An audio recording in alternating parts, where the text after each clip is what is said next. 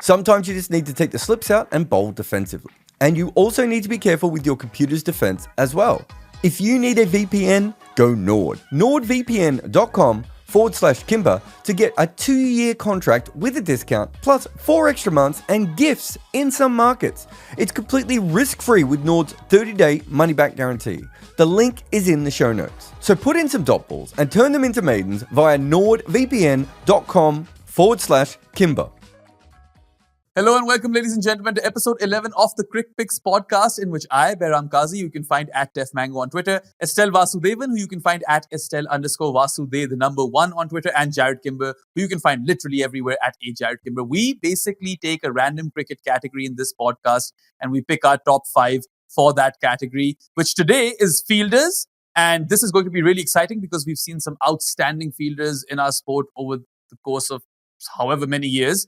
And as always, it's going to be a snake-style draft. So first pick goes 6th and 7th next. 1, 2, 3, 3, 2, 1. And today it's going to be Jarrod who will go first. So I think he's quite excited for this. Also, there's just one painstakingly obvious pick over here, which I think he's going to go for. Faf du Plessis. Oh, really? I think Faf du Plessis is, all things considered, probably the best fielder of all time because he had I think Crickpicks had him, Crickpicks had him as the best slips fielder in their database. And I think he was probably top 5 outfielders when he was young and fit and running around as well. So I think it's a combination for me of those two things means that it's him. I think there are slightly better outfielders that we've seen before. I think there are slightly better slip fielders. I'm not sure we've ever seen the combination of someone who's as good at both, but there is a couple of others that are not far away. But I'm gonna go Faf du Plessis at number 1. So you didn't think that, did you? You didn't have that on your list? No. I actually did have him low on my list, but that is a surprise because I thought you were going to go with the conventionally obvious pick for number 1, but of course you won't. Of course you'll go with Faf du Plessis. So it's interesting. When the conventionally obvious person comes up, I've got some issues with their fielding that I don't think are talked about enough. Okay, so it's interesting how I had him as my number 1 pick because now you've added all this contest. I'm not going to go with the conventionally obvious pick as my number 1 pick. I will go Ravi Jadeja. Because I think in contemporary cricket, he is pretty much the best fielder out there. Bullet arm, a great outfielder, and also a very, very reliable catcher. And yeah, it would have been the other guy, but I've gone for Jadeja just to make things interesting now. Yeah, I think Jadeja's a really good fielder. I don't know how much better he is than perhaps some of the other players of the generations before. One thing I would say is he gets a lot of runouts, but remember that there are some bad left-handed fielders who get a lot of runouts as well. But he's still a brilliant fielder. I mean, there's no problem with him being on a list like this at all. There's this one catch that he took in a test match in New Zealand a few years back in which... we all talk about that Ben Stokes catch from the World Cup versus South Africa. It was that, but kind of better. Go look it up on YouTube or something. I do feel like I personally felt that he would be a first round pick over here. So I just went for him because, screw the obvious one. All right, Estelle. You should have. Why are you so afraid of picking the obvious one? Because most people are going to like your pick if you do, right? I'll do it. Yeah, go for it. But my number 1 would be Ricky Ponting. Okay, that's not the one I thought it was going to be. That is not the obvious one. That's my next one. Okay. So yeah, Ricky Ponting at number 1. I think he was good in the slips, good in the infield. Yeah. Got a lot of direct hits as well. So overall, just superb athlete and superb fielder. And I think just before you get just on Ponting, I think if you look at how many times he hit the stumps, we'll never keep stats on this, but he would have to be up there. The only reason I didn't have him above Faf is I think Faf was a much better slip fielder out of the two of them. But Ricky Ponting was absolutely incredible because his ability to hit the stumps so often, especially in limited overs cricket, really does take him to another level. But who's your next one? My next one is Jonty Rhodes. All right. He's coming at number 4. I should say this. I think I mentioned it previously in one of the episodes as well. Growing up, South Africa was the team we followed at home, and Jonty Rhodes was my favorite cricketer until Adam Gilchrist came along. So he has to be in my top 5. I don't know what issues Jarrod is going to bring up, but I think just the athleticism he had was superb. The reason why I would put him below Ponting is because Ponting, like Jack mentioned, was so superb hitting the stumps and like affecting dismissals. But otherwise, I think you can't deny he's top 15, right? He was a He's fantastic easily top fielder. 15. Yeah. I mean, he's the first kind of fielder of that level where you can actually see them making a difference in the field and kind of understand it. So I think he's absolutely, from that point of view, the difference between him and Ravi Jadeja and Michael Clark and Ricky Ponting has to be hitting the stumps, though. So the famous run out of him is him not throwing the ball. Yeah. Right. Whereas those other guys would have thrown that ball. And I really, and I think this isn't talked about enough. I don't know. There's another fielder who might come up later who I think is an A level, an S tier level fielding athlete. But this other guy fumbles a lot. And with Jonty, wouldn't say he fumbled a lot, but I don't think his hands were of the level of Jadeja or Ponting or Faf du Plessis, right? Because when I'm putting them together, it's everything. How good are you at catching everything, right? So in catching positions and in the outfield. How often do you fumble, right? Because anyone can stop the ball, but actually taking it cleanly. And then can you hit the stumps at both ends, right? Because you have to be able to hit at the easy end and the hard end, right? And I think that, to be fair to Jonty, he's above average in some of these other guys at the ground he covered and the way he fielded the ball, but he doesn't catch up to them when it comes to hitting the stumps. And that is the other more important thing. Like, we've seen some pretty slow guys at point who are really good point fielders just because every time they get the ball, they don't miss the stumps. So someone like Michael Clark, he hit the stumps a lot. Again, left-hander, so he has a slight advantage there. So I do think all that plays a part with your fielding. So I don't want to be controversial on Jonty Rhodes because I do think he changed the way we thought about fielding. But I'm not sure if he was as all-round a package as some of the other guys that we've already mentioned. Interesting. I think it's also an eras thing, right? Because fielding back in the day wasn't thought of as, the same way that it is thought of right now. And he's part of the reason it is thought that way. Exactly. So he definitely revolutionized it that way. And you make a very fair point of actually hitting the stumps and diving towards the stumps midair. He could have a shoe on him, with that little image of him going or diving towards the stumps and running in Z out. Because that is what we think of Jonty, the first image that comes to our mind when we think of his name. But I think punter definitely, I would say that he deserves to be in that first round pick as well. So I like your picks instead. Good ones. My turn? It's you, isn't it, mate? Yeah. So I'm going to go with another fielder who was brilliant all round. I think he was a very good catcher and outfielder. Kept wicket on occasion. You guys have probably guessed it by now. AB de Villiers is my next pick. And he picks himself. I really don't know what to say. I thought you were going to say TM Dilshan. I like Dilshan. I liked him as well as a fielder. Dilshan was a good fielder, but he's not top 15 of all time. No. AB, I'm really happy that I've got him because I thought I might not have the opportunity to pick him because he was someone who literally every game he would force a dismissal one way or another. And it was just an absolute live wire in the field. And also just to be that skilled an athlete. Forget just fielding and wicket keeping. This guy could have played multiple sports, right? I think he deserves to be there up top, and I'm going to have him as my second pick. Yeah, I certainly, I didn't know where to put him on my list, but he was very, very high. Can I tell you guys a great story about when Faf du Plessis first moves to England and he's playing club cricket? He's playing for a team, and I think they're one player short in this game. And I've forgotten the person who's written about this, but it's the guy who writes about all the minor league and league cricket stuff in England. Whose name? And I've met him 100 times, and I'm just blanking on his name. But so Faf says, "Oh, I've got a friend who can come and play one game if you want," and the friend is AB de Villiers. So for a league cricket game, Faf du Plessis was fielding at point, and AB de Villiers is fielding at cover. It might be the greatest club cricket fielding. And you got to imagine, there's probably some like fat dude who's just like in second slip, some old guy who still plays in the first because he makes a few runs in that. So I love the idea of club cricket having two of those guys at the same time.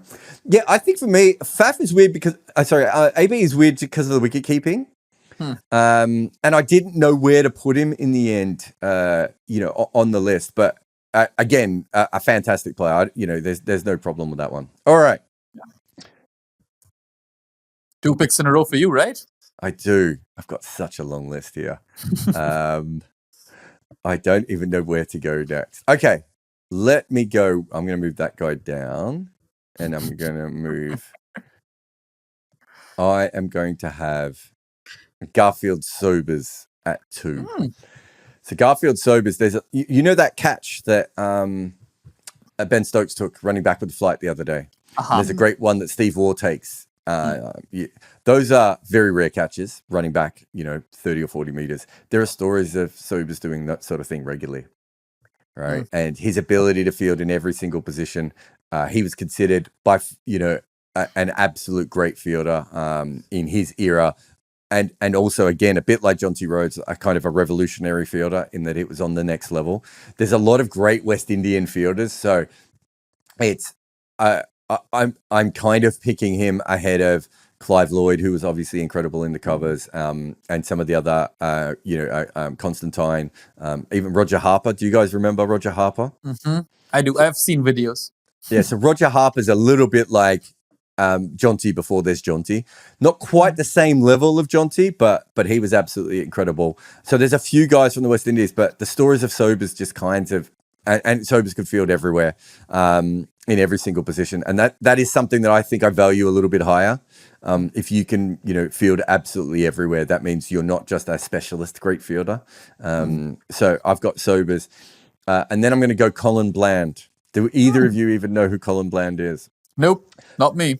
Colin Bland was Jonty 40 years before Jonty. And you have mentioned Colin Bland to me, actually. We've covered him in some podcast. The reason he's not more famous is because I think he comes into the whole apartheid era. So he plays a little bit for South Africa, and then the peak of his career is not around. I thought it was because he lacked flavor. People used to turn up to the ground to watch him do his fielding practice. Right, like I can't think of anyone in modern cricket where that is the case, where people turn up, to have a look at him. Apparently, so I think he was very much a combination of maybe Ricky Ponting and Jonty Rhodes. That incredible athleticism, getting to every single ball, but also, if you listen to the old heads, they say he never missed the stumps, right? When he threw. So I think he was a next level. And, there's a couple of other, there's obviously Joe Solomon, the guy who does the run out in the Tide Test from square leg. There's a few guys who are famous for their fielding in that kind of period. But Colin Bland is like a level above everyone else. So I'm going to go with him just because I think if you go back in the history of cricket, there really aren't that many guys who are famous for their fielding. And Sobers was famous for being great at all three things, but not specifically for his fielding. Whereas Colin Bland, I think he averages like 50 in test or first class cricket. Like he's a proper player, and yet his batting is almost not mentioned. In fact, here we go. The first line, so he averaged 49 in Test cricket in 21 matches. The first line of his Cricinfo profile is he would go down to cricket as one of the great cover fielders. So I think that sort of tells you who Colin Bland was. So it's a bit of a rogue pick, but I think for those who have covered the history of game, I think he certainly has to be head and shoulders above the players that he played with of that era. Well, trust Jarrod to go for some vintage picks right over there. We've seen it every episode, and I expected it. I almost expected it that this is going to happen.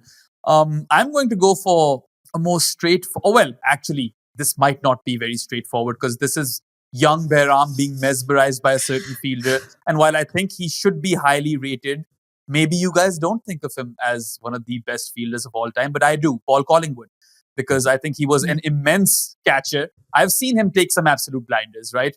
At point, I think he dismissed Matty Hayden, maybe in 2005, or maybe it was Waugh. I can't remember who it was, but yeah. There is that one catch You guys need to go YouTube that catch. And also just as an outfielder as well, I thought he was very quick on his feet. And Collingwood was, a utility cricketer who later became a better batter, was a great dead batter as well.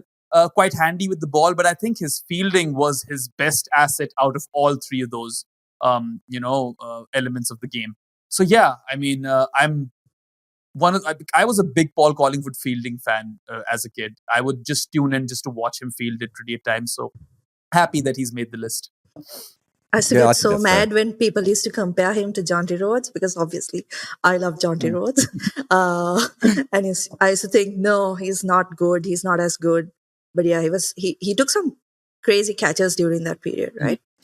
Yeah, I think he's probably a better catcher than some of those other guys. I think maybe he wasn't a better athlete than some of them, but I think he was a better catcher on the move than some of those other guys. Yeah. I'm just happy you guys feel the same way, because I initially thought that this would be an obvious pick, and I was like, hey, wait a second, maybe this is just a me thing, but it's not. It's a weird one. I think when he first came through, my theory was that everyone thought he was in the same as Dilshan. They thought that Dilshan and Collingwood were good fielders, basically because those teams had never had good fielders before.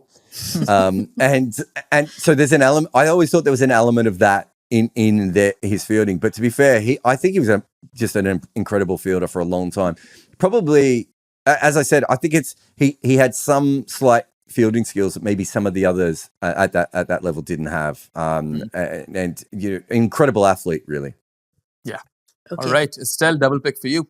Okay, so I'm going with Karan Pollard as my number 3 pick. I think he's one guy who, I don't know, he's probably dropped a couple of catches, but it's very, very rare, right? Because he's got such big hands and he's so athletic despite he has so big. Yeah. And some of those boundary catches that he's taken just makes it look simple. So all round great athlete, can field. His ground fielding is good. He's good close in as well. I mean, haven't we seen him under the helmet as well, fielding close in? So, he's got that all round thing going. I think this topic is very interesting because there are a lot of fielders who are specialized in certain things, right? Like you'd probably pick like a Mark Waugh, Mahela Jayawardene in the slips, but all round, someone like Pollard, I think it's difficult to leave out of a list like this. Yeah, I mean, he probably is. He would be arguably one of the greatest fielders on the boundary ever, right? Yeah. And so he is maybe more of a specialist. Do you know what? I reckon there's an IPL game where he drops 2 catches in a row at one stage early in his career. And I'm not sure I've seen him drop 2 catches in a season all that often since then. I think he's phenomenal. Because he's kind of more one-dimensional as a fielder, I wasn't sure where to have him, but honestly, the more I thought about it, if he didn't play modern cricket and he played more one-day cricket, he probably would have been a great point and cover fielder as well. But he hasn't been there as much, and also because he's so good on the boundary that you don't put him there. But I think he's an absolutely brilliant fielder, and as I said, he was definitely on my list. Yeah, he was on mine as well. And I would say I'd go out on a limb and say he's the best boundary rider of all time. You know the parry catch in which you send it back in once you cross the boundary and then catch it again? I think he epitomizes that. That's Karan Pollard for you. And just those hands, I've seen those hands in person. They are huge. I've touched them. Okay. Well, you've gone one better than me. Hopefully Polly doesn't watch this. He'll be like, Jarrod, don't say things like that. Definitely, I think deserves to be on the list. But I do agree with the one-dimensional bit, though. Yeah. Yeah. And I don't think that's necessarily a slight on him. It's just that, if you look at Faf and Sobers and Ponting, they are very, and even Collingwood a little bit, but those guys are very, very versatile where there's not a position. And there's another fielder who might come up later where you're just like, you could kind of field these guys anywhere and they are either well above average or great in every position. And I think Pollard probably would be a great second slip fielder. If he played more first class cricket and spent more time in the slips, just because of the way he moves and his hands and his height. Like it's a good body, it's a big edge to get past the man, right? Like so I think he would be, but we haven't seen that enough. So we're factoring in the other stuff. But yeah, if you're talking about all-time specialists as a boundary rider, I don't think there are many better than we've seen than him. I'd agree. All right, who's your second pick? Oh, last my pick, second. is it? Fourth, no? It might I be. don't know. Last? Is it No, your no, fault? no. She's got One she's more. got 2 picks. Yeah, one more here. Yeah. Oh, okay. Yeah, you went Okay, first, right? I hope this is the guy who Jarrod was talking about, Andrew Simons. Yeah, I had him. It, again, like the athleticism was incredible from him. And he was another guy who hit the stumps quite a bit, didn't he? He was Yeah. so quick to the ball, deceptively quick. Because I think a lot of players during that era saw him in the infield, and at least early in his career, and weren't expecting him to move as fast as he did. And he was Yeah. incredibly quick. I think infield, outfield, catching, direct hits, had a superb arm as well. So yeah, actually, I don't know if I should put him above Pollard because he was so good. Yeah, he has to be on this list. He's a fascinating fielder because if you look at Pollard, it's they're both, him and Pollard are just massive. Like they're just really big men, and yet they move very quickly. But I think that was actually part of their deceptive nature of like, you kind of expect a player like Paul Collingwood or Ravi Jadeja to be quick, right? Whereas these other guys, they were quick, but they were more quick because they, their steps were massive. I don't know if you guys have ever seen it. I think cricket.com.au might have put it up, but there's this great stuff of Simons talking about how he thought about fielding. And I think if you look at this list, like Colin Bland, Jonty Rhodes, probably Karan Patel as well, and Andrew Simons, I think these are guys who thought about fielding very differently to other people in their era, and because of that, they were involved in it, and so I think there's a big part of that, and Simons thought of him. Simons and Jonty Rhodes definitely were players who thought about fielding as important as they did batting and bowling, and that. And Colin Bland certainly on that list as well. But not all the fielders on this list are. Some of them are just really, really good at fielding, and it came naturally to them because of the way that they went. But I think Simons is important in the in that he probably took what Jonty Rhodes did, and is a different kind of athlete, but still an absolutely brilliant athlete. Probably one of the better arms in cricket, I would have thought as well. And if Karan Patel isn't the best boundary rider, the early best boundary rider is probably Simons, right? So absolutely brilliant fielder. I wasn't sure where I was going to fit him in, but I'm sort of glad that you've got him in already. He was by my next pick, so you've taken that one from me. And it's just because of that fact that he was just such an all-round menace in the field. There's no one aspect of his fielding that you say is better than the other one, because if you have Andrew Simons in the field in any sort of position, you're probably feeling really good, right? And there are I would also catches. I would say might be one of the best fielders off his own bowling we've ever seen. That's true. Him and Chris Jordan's slightly different because he's a medium pacer, although a fast bowler. But Chris Jordan and Andrew Simons, just for like fielding off their own bowling, that's another level, and that's a whole different kind of fielding than normal fielding, right? Yeah, and I mean, he definitely deserves to be on this list. Maybe even higher, I thought of going with Simons before Paul Collingwood. Maybe I should have, and PC was still available right now. But I'm going to go with a bit of a rogue pick for my next one. He is, though, similar to Simons in one way, that a big unit and very versatile in terms of the positions that he can field in. I'm going with Ben Stokes. Because I think Stokesy, I've seen him take some splendid catches in the slips and gully as well. One-handed screamers. And then we all remember that catch in the inaugural game of the 2019 World Cup where Nasser Hussain said that you cannot do that or something like along those lines. It was an amazing one-handed take running back. And Stokes is also someone who hits the stumps fairly frequently, I feel. And he just got like a very crucial run out in the Hyderabad test. So I think he's just very alert. He's big. He can hold on to some ridiculous catches. And he's got a bullet arm. So even though when we're discussing like the best fielders of all time, you might not think of him, from the get-go. But I think as a package overall, as a fielder, he deserves to be there. Yeah, I don't have any problem with him being on this list at all. I think one thing I would say is, as a slip fielder, I do think he clangs a little bit more than I would like. But there's two factors to that. I think he gets to a lot of slips catches that other people wouldn't get to.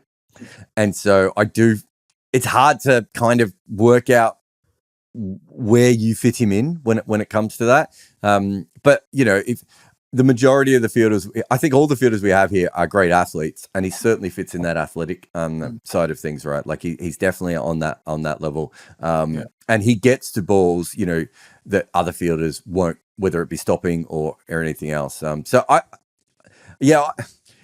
didn't know where to. Did you have him on your long list, Estelle? Nope. Yeah, I saw him.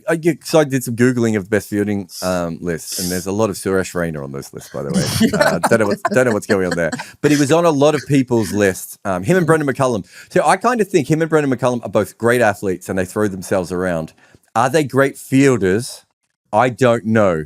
I should say they're great fielders, but I mean, are they top 15 fielders of all time? I don't know. But do they get to balls that other people don't because of their athleticism and their desire to get to balls? I think that's unquestionable. And so that is a big part of fielding, right?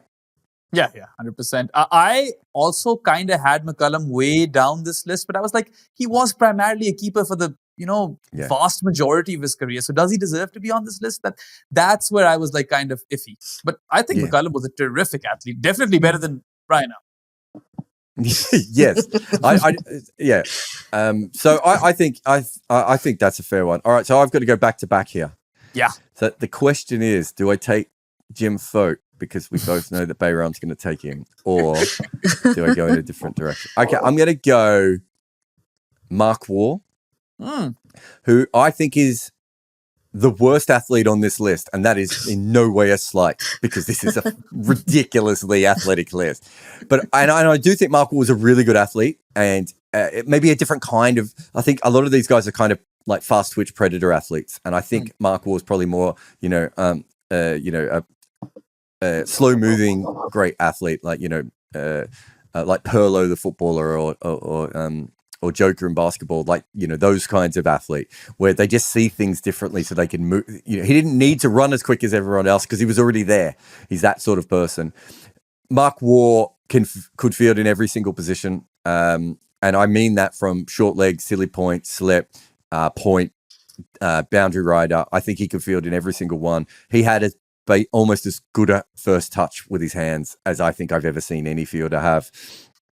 He was always in the right spot. He's the guy that intercepts that ball in the 1999 World Cup final that ends up with South Africa going out. Sorry, Estelle, probably too soon for her, that one. If you look at him, and then so he does that in the World Cup semi-final, and in the World Cup final, he takes probably one of his greatest catches to get. Was it Inzi he got out? Yeah, I think so. Yeah, it was certainly one of the better Pakistani batters. He just pouches one. His reflexes at slip. I think he's my favorite second slip fielder of all time. But I just think he was. I don't think. As I said, a lot of these guys are athletic, and I think with him, he had every single skill that a fielder needed, and he was always in the right position when he needed to be there. Some of the catches that he took at silly point, we see now fielders take catches like that. We see guys like James Taylor and Ollie Pope coming through, and there's some great old, obviously Indian close in fielders, but Waugh could do that. And he could do point, and he could do second slip, and he could do outfield. I just think it's a combination with him of all those different things. Maybe the most skillful fielder in every position I think I've ever seen. Yeah, he was on my list, but a bit lower down the pecking order. Much to your surprise, I'm not going with Jim Fote. I know we spoke about. Whoa. He has one more. I've got two picks. Oh, you have two picks. Sorry. Now I've got balloons coming up on the screen. Now you know more information. You can make. So you're not going Jim Fote. So maybe I have to go Jim Fote then under that one. I'm just having a look who else I have on my list. A lot of them are gone actually.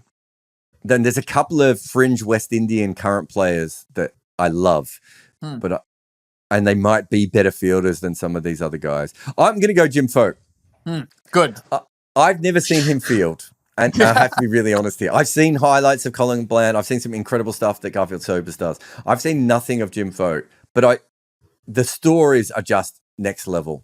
And there's a couple of great older field, and I know I've already got one in Colin Bland. And I think Sobers is a little bit more known, at least as a great fielder of his era. And so it would be easy not to go Jim Fote, but I just don't know if you can average 15 in list A cricket unless you are probably close to the best fielder in the world for a long period of time. And there are stories of him winning games with his fielding regularly. So I am going to go Jim Fote with number 5. If no other reason, Behram, I think you'll agree with me, if we could get Jim Fote on as many Crickpicks episodes as possible, right? Because maybe we'll do glasses one day. We can get him back in. Maybe we could do worst professional batting records, and we can get Jim Fote back in. Like, I think there's a few different categories we can get him in. But what a legend! And just so you know, Estelle, there was a Jim Fote fan club that was still going like 20 years after he retired. There was still a Jim Fote fan club around. And I can't remember the exact thing, but there is a scientific term that has Jim Fote's name in it because someone was such a fan of Jim Fote that they actually put his name into science. Like, think of how, and I know some of it is the glasses and the hair. Don't get me wrong. The glasses and the hair play a part here. But he just must have been incredible as a fielder.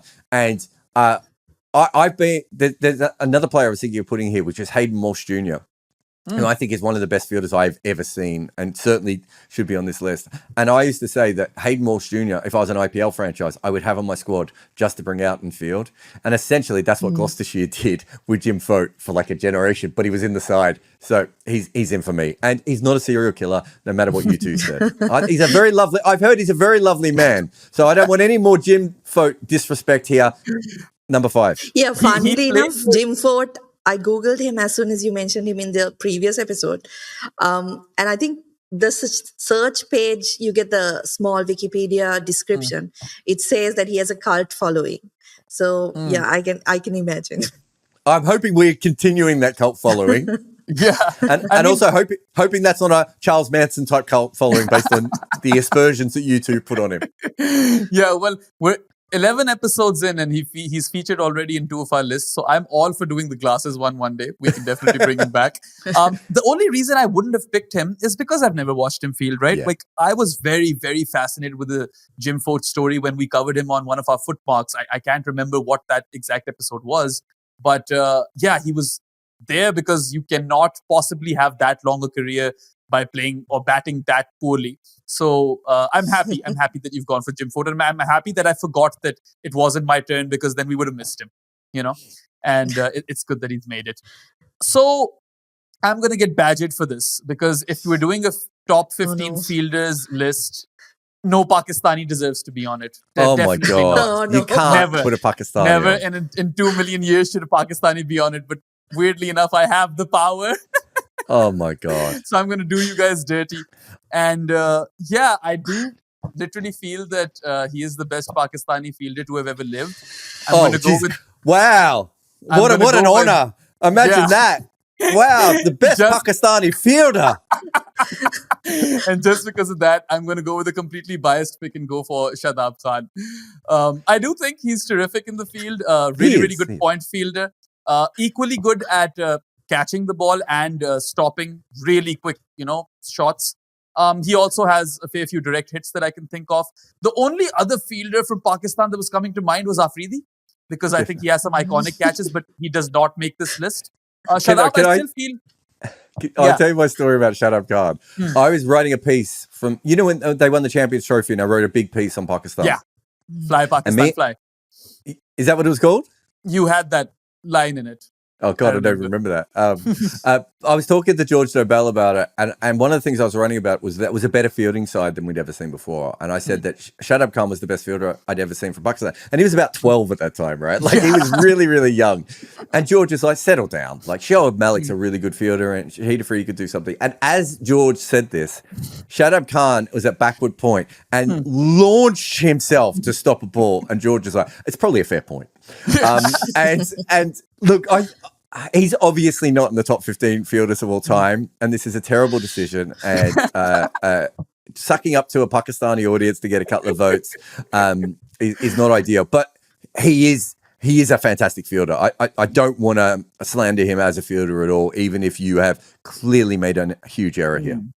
Yeah, I mean, I'm very honest about the fact that this is a biased pick, and a lot of people in the comments, some people get the fact that Crickpicks can be a bit biased at times. Some It's supposed people, to be biased. Yeah. yeah. That's kind of like by design. It's like that, and it's just fun. I ruined it for the commentators one for you guys as well, right? When I picked Rambo, so this is me that's That doing was another the one of worst those. pick. Yeah.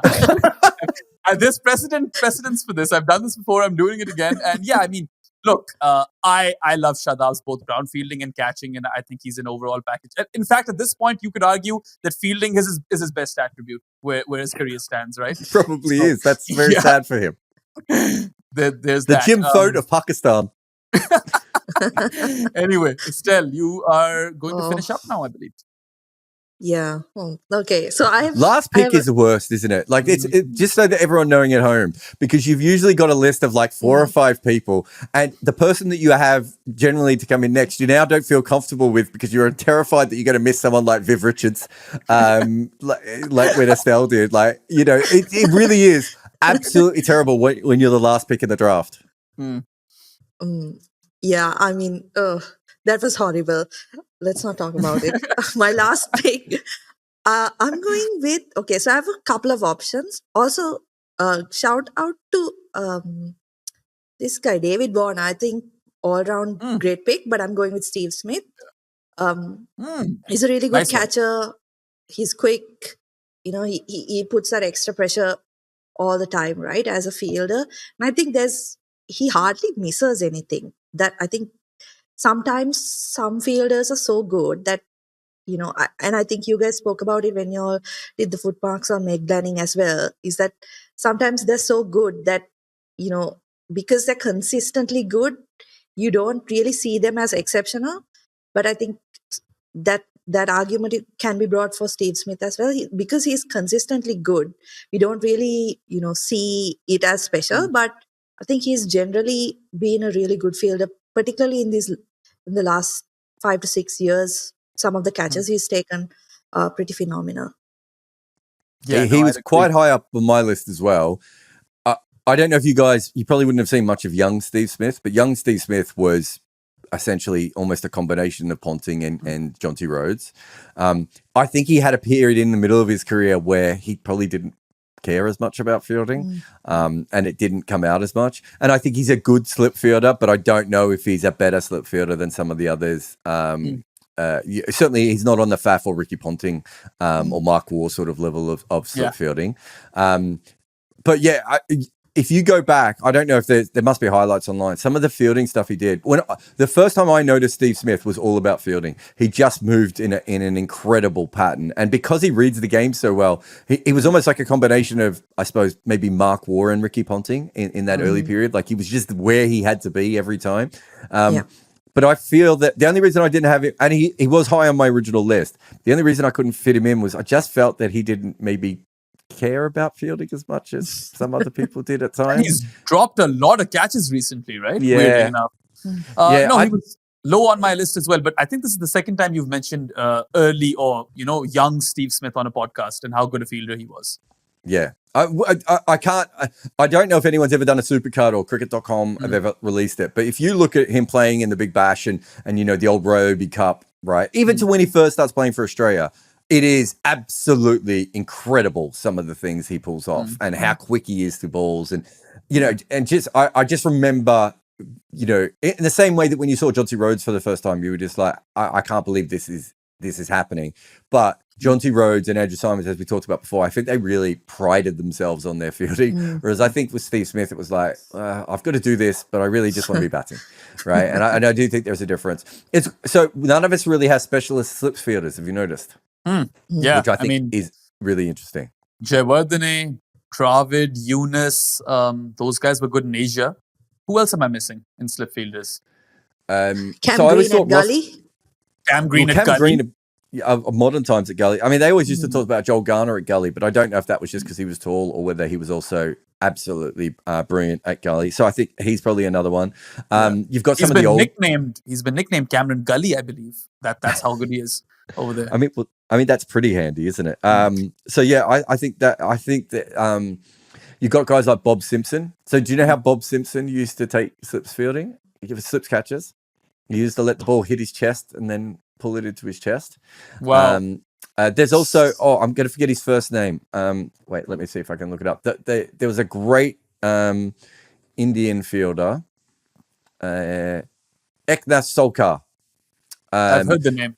who really, if you look at his overall record, let's just have a look here. So he played 27 tests and averaged 27 with the bat and took 18 wickets and average of 60 with the ball, right?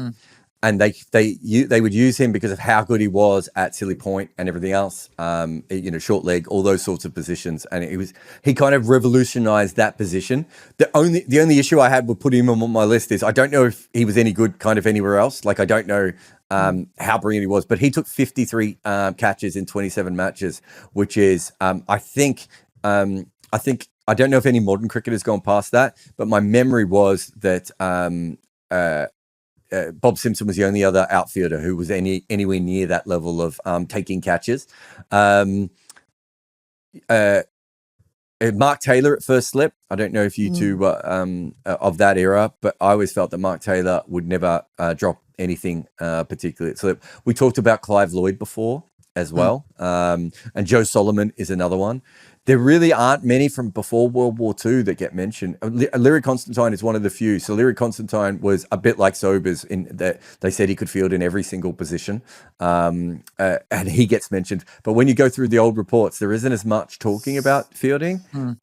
So, and before World War I, there weren't really specialist slips fielders in the way that we have now. Not that they weren't slips fielders, but the ball didn't carry the same way, so you didn't get as many fielding options there. But yeah, those are some of the ones. Have you guys got any more that come to your mind at all?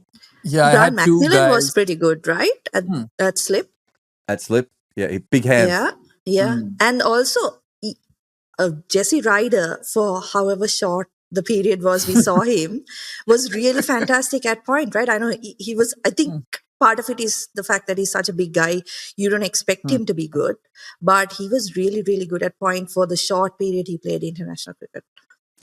So if you think of his size and the fact he was a point fielder, it sort of tells you he reminds me of that sort of Andrew Simon, or actually maybe that Mark Waugh kind of fielder, where he kind of knew what shot was going to be played beforehand, and so he had that kind of skills, great hands. I think he was quite a good slip fielder as well, perhaps, but wasn't in the slips as much. Stephen Fleming, is he another good slip fielder? Yeah. Shout out to Dwayne Leverock, of course. You're never going to make this list, but I feel like his name needs to be mentioned. I had Herschel Gibbs over here, not as a slip fielder, of course, but then he dropped one of the most important catches of all time, and I was like, maybe I shouldn't have Gibbs in this. Do you know what? If you do this list 10 or 15 years ago, there's no way he doesn't make it. I think we have forgotten his fielding a little bit, but he wasn't quite. I would say Herschel Gibbs and Martin Guptill, who I think are both incredible fielders, they were the ones I was thinking about before when it's about the fumbling. So as athletes and getting to the ball, they were both miles ahead of anyone else, right? But I don't think if you go back, I always said with Guptill, like everyone would go on about what a great fielder he was. He got to the ball like almost no one I've ever seen, but he didn't always take it cleanly. And if you go back to the Jesse Ryder, Mark Waugh thing, is maybe they won't get to as many balls as the other guys will, but they're not going to fumble as many. And they've got those skills and they'll throw to the right end and all those sorts of things that you need. And that's really important. But yeah, I think that's, Fabian Allen. I don't know if you guys have ever seen Fabian Allen. Yeah, I've seen him. He's a really, really good fielder. Also, I Dwayne can't Bravo? believe we haven't mentioned. Yeah, Bravo is there. Also, the live wire, that is Temba Bavuma. Oh, he's a good fielder. Yeah, I hadn't really thought about Temba. I mean, South Africa are the best fielding team ever, right? Like you could pretty much go through, from Colin Bland onwards. They've just had, some of the best fielders. There's one more that I want to say, and I'm going to pronounce this incorrectly, and I apologize to probably his family. I don't think he's with us anymore. But Pitiro Kuba Nivanua. He's a Fijian cricketer who used to field barefoot. And he went and played, he played some first class cricket in New Zealand. And they said, and remember, outfielding was not a big thing back then. And he was known as the best outfielder in the world at that stage. And they said he was so quick that he would catch birds. I think he only caught one bird, but a bird flew past once and he grabbed it and then let it go. And he was such a good fielder that I believe one of the first. I think he might have been the first ever cricketer to be put on a stamp in the world. I could be wrong. I don't know if Bradman was slightly before him, and there was a couple of other cricketers in Asia who might have been around that same time. But I think that he was the one. If he wasn't the first, he was one of the first cricketers to ever go on a stamp. But I can promise you, he was the first cricketer to ever go on a stamp as a fielder. And so he has this. There's a couple of those early Fijian cricketers. It's sad that Fijian cricket hasn't really survived as well, but some of them were just absolutely incredible. But apparently, him in the outfield, barefoot, running around with just an incredible throwing arm, and is someone that's worth mentioning. But I think I'd gone random enough with Jim Fote. I think if I picked a Fijian cricketer, I might have been taking it too far. But it's worth mentioning. That some of those older fielders were just absolutely incredible as well, and they do stand out because fielding wasn't as important back. It wasn't as trained. I mean, I don't think English fielders even trained for fielding until like after World War II. Right? Like England, I don't even think you look at some of the footage of England old cricket, and their fielders are just like, well, it might get hit to me. We will do a worst fielders draft one day, definitely in the works, and that's a fantastic anecdote. I don't think anyone will ever heard of anyone would have ever heard of that story before, the bird one with the Fijian cricketer. I just apologize for his name, which I'm sure I absolutely mangled, but it's not the worst Fijian cricket name, because there's a name that's one of the longest names in the world is a Fijian cricketer, but we just call him IL Bula because no one wants to try and say his name. So they've got some great names over there. So it's a real shame.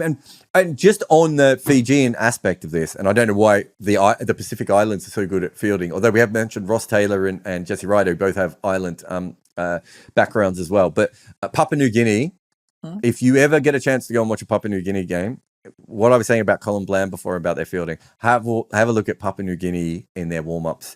It's mesmerizing watching them as a unit field. I remember they had stumps in the middle that they aim at, those floppy stumps that they use. And they ruined the fielding practice by how often they each would knock the stump out. It was absolutely pointless them doing it. They were all so accurate in the field. And if you get it, I would say that Papua New Guinea's main skill as a cricket team is fielding. They are just absolutely dynamic, to watch in the field, and the way that, and they love fielding. You could tell they field as a collective, in that sort of old-timey Australia, South African style of like, they're all hunting you. And it's absolutely beautiful to watch. Yeah. I did see them during that T20 World Cup, which they were a part of not too long ago, and I remember them bringing out some good fielding performances over there.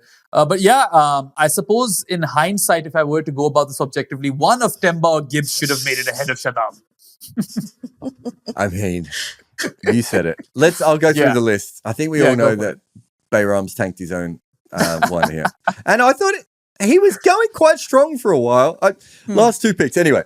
I had Faf du Plessis at number 1, which might be controversial, but I like it. Garfield Sobers, Colin Bland, Mark Waugh, Jim Fote. Behram had Ravi Jadeja, AB de Villiers, Paul Collingwood, Ben Stokes, and Shadab Khan. And Estelle had Ricky Ponting, Jonty Rhodes, Karan Patel, Andrew Simon, Steve Smith. I think Estelle's going to get this one. Because I've gone too random with Bland and Fote to actually win people over. And I think her only weak pick is probably Steve Smith, only because I don't think everyone's going to remember how good a fielder he had been at various times in his career. But if you compare that, I'm just going to go through our list. There's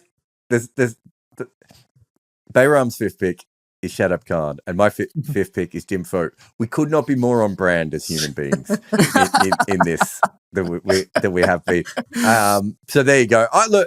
Please vote for who you think is going to win, and obviously share your own lists as well. And I think Estelle might get this one. Maybe. Let's see. I'm feeling a little confident, actually. I think my first 3 picks are really solid. Your first 3 picks aren't good enough to overcome your 5th pick. There is one Indian and one Pakistani in this entire list, and I have both of them. I have the numbers. If any Pakistani support you for this. Should have had Suresh Raina, huh? Maybe Google would have voted for Where's me. Euphrange? Where's Euphrange? Anyway, On that note, we'll conclude this episode of Crickpicks. If you guys enjoyed it, do hit that like button, share this with your friends, and subscribe to both this channel and Jarrod's other channel. We'll be back with episode 12 next week. That's all for now. Goodbye. A lot of people complain that I'm not a former cricketer, and so that I don't really know the game. Well, you know what they can't claim? That I don't know desks. I've been using desks for years. I'm a collector of desks, old and new, and I am sitting on a new one right now. I am the Don Bradman of sitting at desks. So when I tell you that the E7 Pro next generation height adjustable desk from FlexiSpot is legit, this is like Michael Jordan talking to you about sneakers. This desk holds 160 kilograms. It is as stable as anything I've ever seen, and it has under desk cable management. But really, the main skill here is that this desk rises and falls at the push of a button, and it moves super quick. And it has so many settings that remember your favorite heights. It really does it all. And I could not recommend the E7 Pro from FlexiSpot anymore, even though I am currently sitting on one of FlexiSpot's BS12 Pro multifunctional, adjustable, upgraded fabric, ergonomic chairs. My butt and computer have never been happier than when using one of FlexiSpot's products. So get over to their page right now for big savings.